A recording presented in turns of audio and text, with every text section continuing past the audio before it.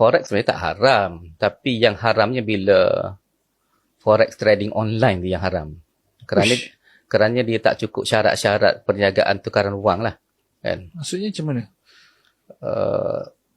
Dia punya teknikalnya detail panjang lah. Tapi sebab Forex ni dia melibatkan wang asasi. Wang asasi duit kertas lah.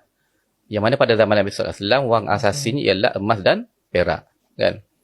Jadi, pertukaran mata wang, emas dan perak, disyaratkan kena on the spot, segera. Dan Nabi dalam hadis riwayat Bukhari dan riwayat Muslim, dia kata, La tabi'ul ghaib binajis. Jangan jual wang yang ada dengan wang yang tak ada lagi. Maksudnya jangan buat penangguhan lah. Contohnya saya nak tukar 1 dinar dengan 10 dirham. Jadi Yusuf kata, okey lah, saya ada 10 dirham tu. Tapi esok baru ada. Boleh. Saya bagi dulu 1 dinar. Haram. Tak boleh.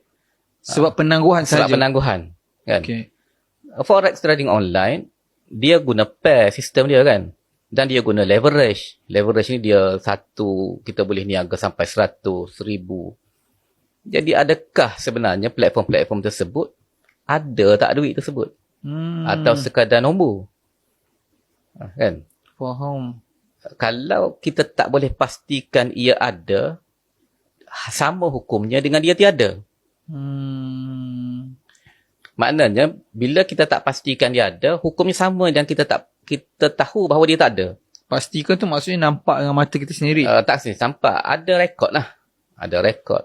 Tapi broker tak ada pun duit. Tak ada pun duit. Semua broker tak ada duit? Majority tak ada pun duit. Dia, sebab dia tukar sistem je, maknanya dia offset. So, kalau kita loss, dia offset lah dengan loss kita tu. So, bila tak ada broker yang tak ada duit, kalau kita tak buat leverage, okey. Kemungkinan broker tak ada duit.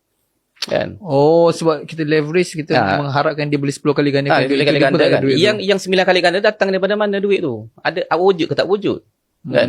Kalau dia tak guna leverage tu, dia just... kalau tak guna leverage, siapa yang nak buat trading online? Tak untung. Oh, okey. Kalau tak guna leverage, baik kita beli dolar, simpan kat rumah, tunggu dolar naik, jual. Kan? Kalau itu tak guna leverage lah. Tapi siapa yang nak buat? Kalau RM1 naik 3% je, untung buat 30 sen. Kalau leverage, untuk 300. Tapi last saya check doktor, kat Dubai boleh halal doktor Forex? Apa yang membuatkan setiap negara